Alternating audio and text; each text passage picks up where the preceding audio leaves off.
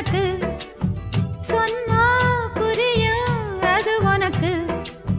கூட்டல் பெருக்கல் வகுத்தலுக்கு கூடும் நேரம் வழி இருக்கு. இருக்கிற நாள இருவரும் சேர்ந்து இணை பிரியாம கழிச்சிட வேணும்.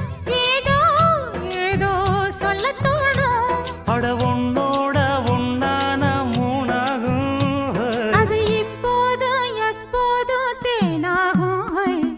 பள்ளிக்கூடம் போகலாமா, அதுக்கு புத்தகத்தை வாங்கலாமா. எல்லோ